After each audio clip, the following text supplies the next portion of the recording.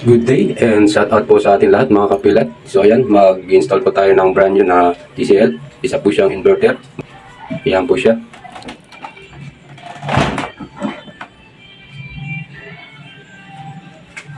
Ayan po, naiakit na rin po natin si outdoor unit.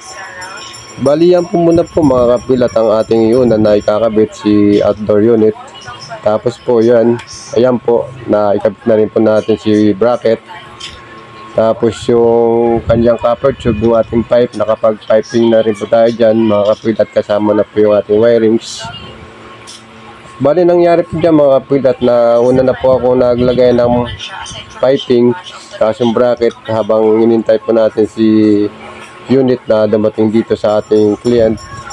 Kaya po ipipix na natin po si outdoor unit sa bracket.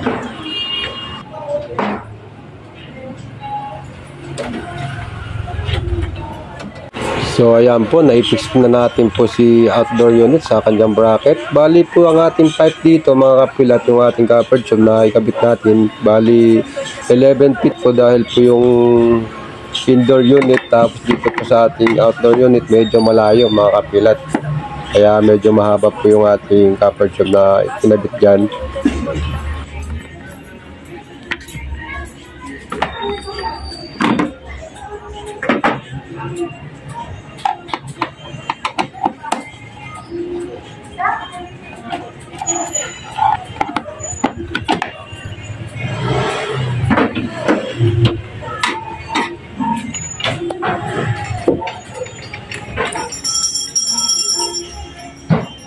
Tapos po tanggalin po natin yung mga cap ng mga access. Pagkatapos po natin tanggalin yung mga cap ng mga access mga kapilat, una po natin ilalagay yung kanyang discharge line, yung pipe natin na pinakamalit dyan mga kapilat.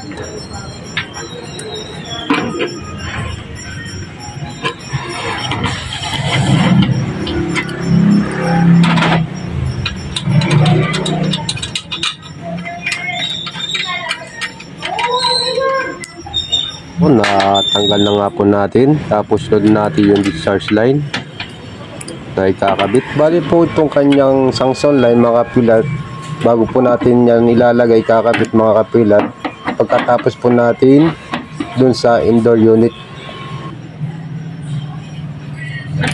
Tapos po natin nigpitan si discharge line, punta na po tayo sa kanyang wirings. Magti-terminate na po tayo. Bali, apat po yung ating wirings po dyan. Kasama na po yung grounding. Paalala ko lang po sa inyo mga kapilat, huwag po ninyong baliwalain si grounding dahil po protection po ng ating unit po yan mga kapilat.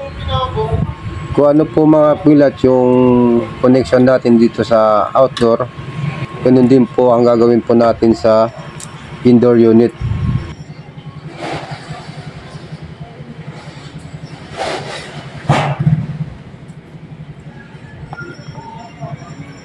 Ngayon po dito naman po tayo ngayon sa indoor unit mga kapilat.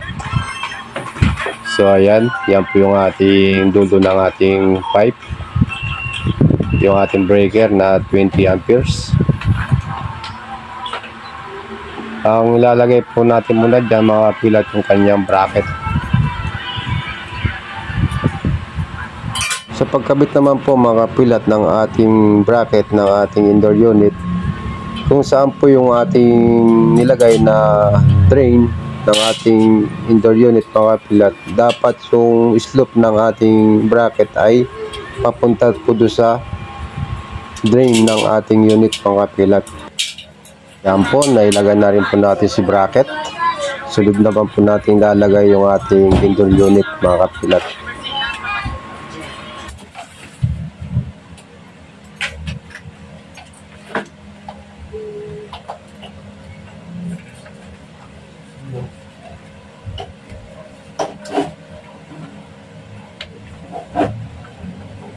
Ayan po, naikabit na rin po natin. Tapos kunting ayos na lang po doon sa ating indoor unit. Tapos mag-connect na po tayo sa kanyang piping. Ayan po siya.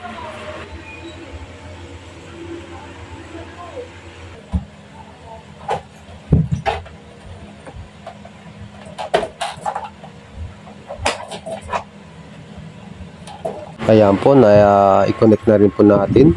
Sunod po natin yung kanyang wirings mga kapilat. Uulitin ko lang po mga kapilat, kung ano po yung connection po ninyo sa outdoor unit, dapat po ganito rin po sa indoor unit mga kapilat. Tapos pagkatapos po ninyo mag-terminate ng wirings mga kapilat, i-double check po natin para sure po tayo.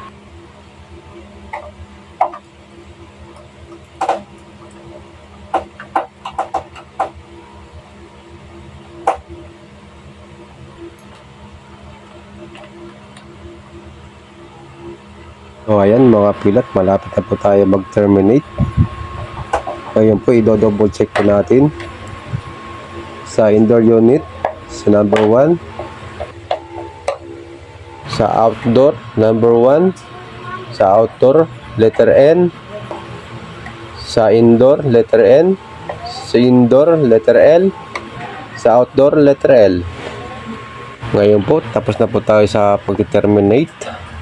Punta naman po tayo sa outdoor unit mga kapilat para makapag-flashing po tayo ng konti para po yung dumi, kung sakali mayroon pong dumi, mailabas natin sa system. Ayan, open natin yan. Tapos po tapa po natin ang daliri yung ating sanction line. So bitawan po natin para po yung dumi sa system may labas po niya. Ito pala mga kapilat, itong ating ginagawa natin, isa po ito sa pamamaraan para po malinisan po yung ating system. Ngayon po pwede na natin pong ilagay si sanction line mga kapilat.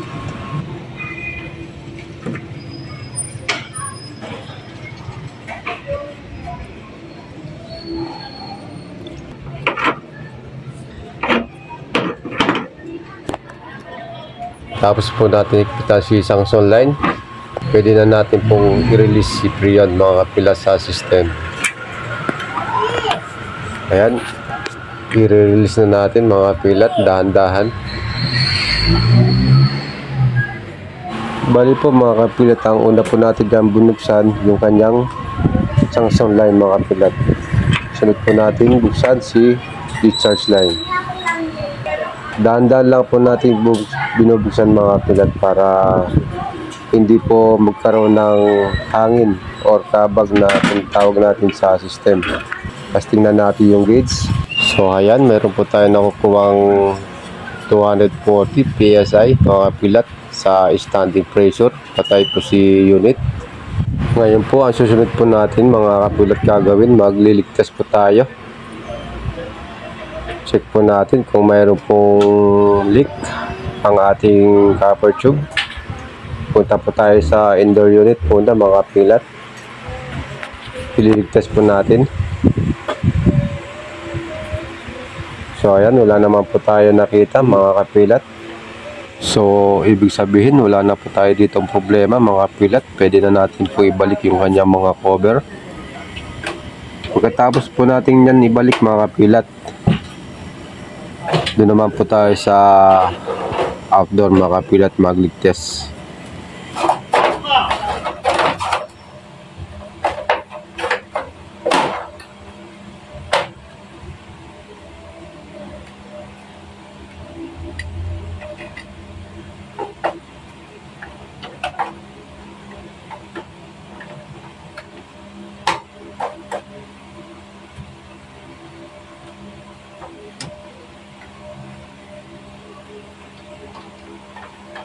Ayan po, kompleto na po si indoor unit mga kapilat. Ngayon po, punta na po tayo sa outdoor unit mga kapilat. Ayan, tingnan natin po kung mayroon pong leak. At kung mayroon po yung leak mga kapilat, parang lolobo po yung ating nilagay dyan na bula ng sabon mga kapilat. So sa napapansin naman natin mga kapilat, wala naman po tayong nakitang tumulobo. Ngayon, check po natin yung ating gauge. Hindi naman po nagbago yung ating pointer ng ating gauge manifold mga kapilat. Naka-steady pa rin po ang ating pointer. So, ibig sabihin mga kapilat, wala pong leak po ang ating system. Ngayon po, pwede na natin po siyang paandarin, pero bago po natin paandarin, ibalik na natin po itong kanyang takip mga kapilat.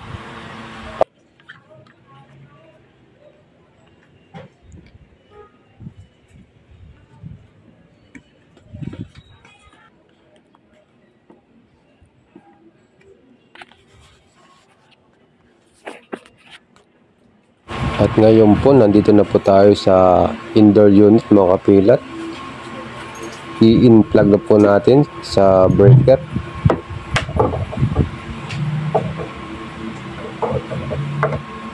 So, ayan, na in-plug na natin. On na natin breaker. Ayun po, tumunog na po. At nagpakita na rin po yung kanyang display. Tapos kunin po natin yung remote para po may on na natin. Ayan po, naka-on na po siya. Hintayin po natin magbuka yung kanyang swing.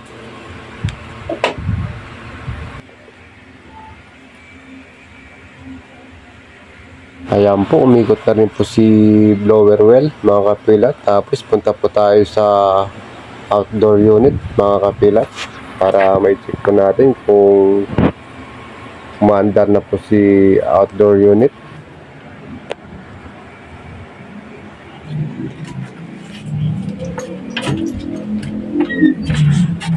Ano po ang gagawin natin mga kapilat, tingnan po natin yung pointer ng ating gauge manifold kung bumaba siya.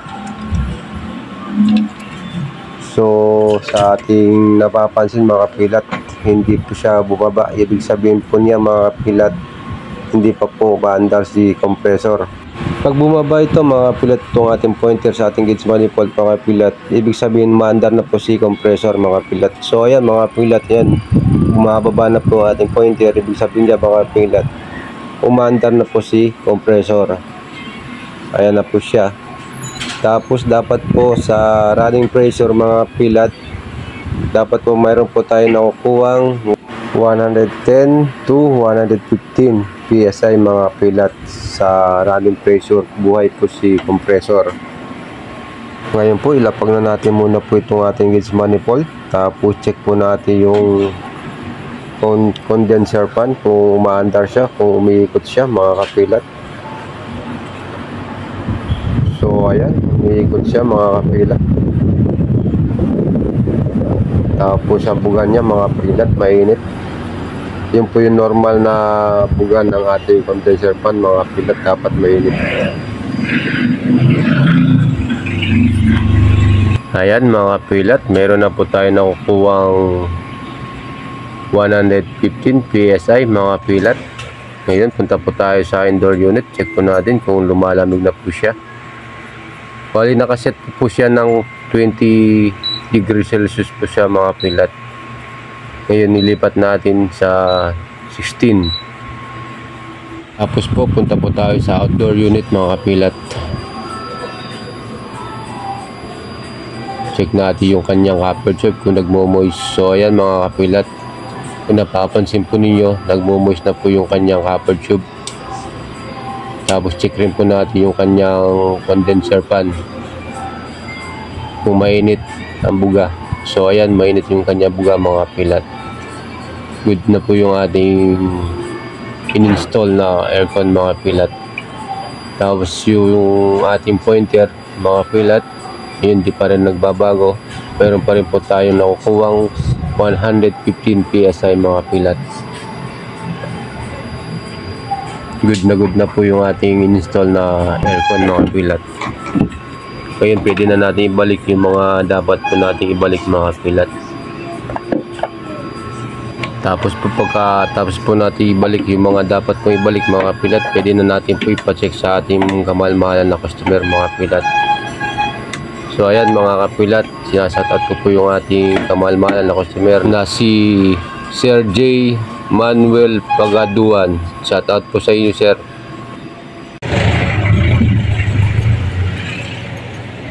Sir, pa-check na lang po. Pa-check na lang po.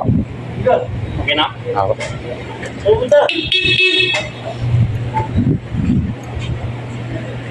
Si Kuan po kaya si Sir J po. Si Sir J po. Papalinis daw po na aircon. Papalinis daw po ng aircon, ma'am. Ako naging mo ano? Sabay na raw po.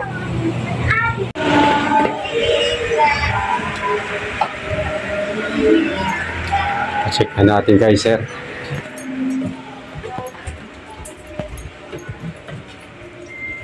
Yun. Ayos na. Oh, maraming pala. Naka 16 po siya. Yan po yung pinaka mataas po niyang temperature. Pagka i-fan, pindot lang yung fan. Opo. Tapos pagka mode, andar na yung compressor. Wala po. Ay, ito yung compressor niya, di ba? Pag Opo. ganito. Yan. Safety. Tapos po mga kapilat, check po natin yung kanyang drain kung mayroon pong tumutulo. Dapat po mayroon po siyang tumutulo sa drain. So ayan mga kapilat, mayroon na pong tumutulo.